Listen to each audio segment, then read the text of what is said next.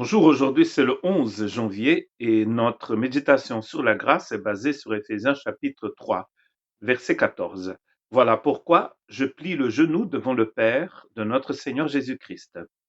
Encore une fois, Paul va prier pour les Éphésiens comme il a fait dans le chapitre 1. Dans le chapitre 1, il avait donc parlé il avait parlé des bénédictions qui avaient été données aux croyants avant la fondation du monde en Christ Jésus. Et il va parler donc dans cette longue phrase qui va du verset 3 au verset 14 du chapitre 1. Et donc, à partir du verset 15 du chapitre 1, il prie.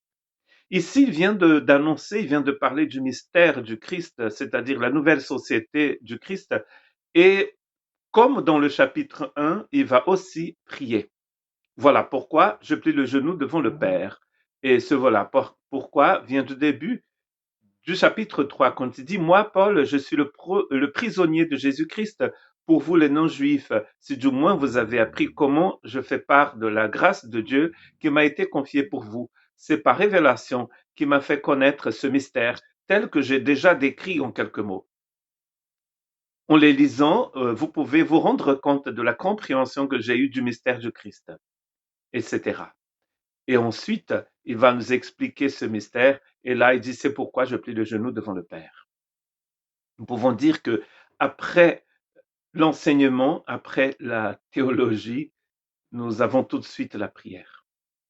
Comme dans le chapitre 1. Quand il reçoit une telle révélation, quand il a décrit, il tombe à genoux et il remercie le Seigneur, il prie le Seigneur. Donc l'enseignement suivi de la prière. Notre prière est nourrie de notre connaissance du Seigneur, elle est nourrie de la connaissance que nous avons du mystère. Plus nous connaissons le Seigneur, plus notre prière sera intéressante.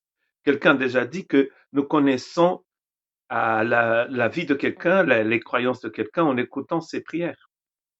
Des prières qui sont complètement centrées sur la personne même, sur, euh, sur la demande de quelque chose, du matériel, démontrent une spiritualité qui est très éloignée de la connaissance du mystère du Christ. Écoutons ce que Jésus dit dans Jean chapitre 15, verset 7. Si vous demeurez en moi et que mes paroles demeurent en vous, vous demanderez ce que vous voudrez et cela vous sera accordé. Pourquoi cela nous sera accordé? Parce que nous demeurons en lui. Et quand on demeure en lui, on connaît sa volonté, on sait exactement ce qu'il demande de nous. Et donc on prie. Remercier le Seigneur pour la révélation de son mystère à chacun de nous devait être une, une attitude quotidienne. On devait toujours remercier le Seigneur pour l'œuvre qu'il a réalisée dans notre vie et dans la vie des autres aussi.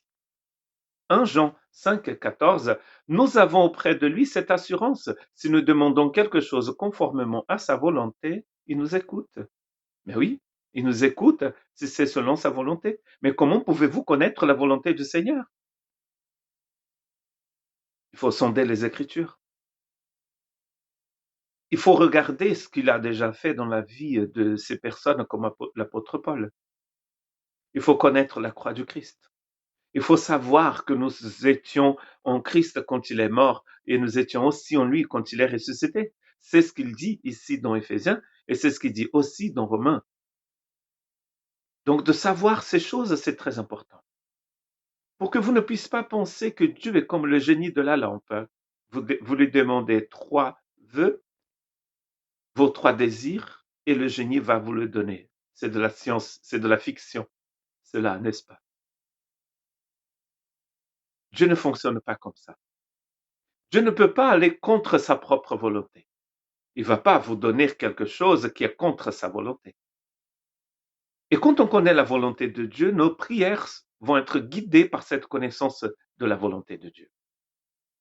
Comme dit le texte, nous ne serons pas comme des enfants. Quand on entend une chose à gauche, on va à gauche, sinon on va à droite, et on est complètement comme cette paille qui est soufflée par le vent dans le désert et qui va suivre la direction que le vent va bien vouloir lui donner. Il a un autre vent, il a une autre façon d'être conduit, et ça, c'est par le Saint-Esprit. Et là, c'est bon, hein, le vent du Saint-Esprit. Et donc, pour bien prier, il faut connaître le Seigneur, connaître sa volonté, connaître la révélation du mystère. Que Dieu vous bénisse.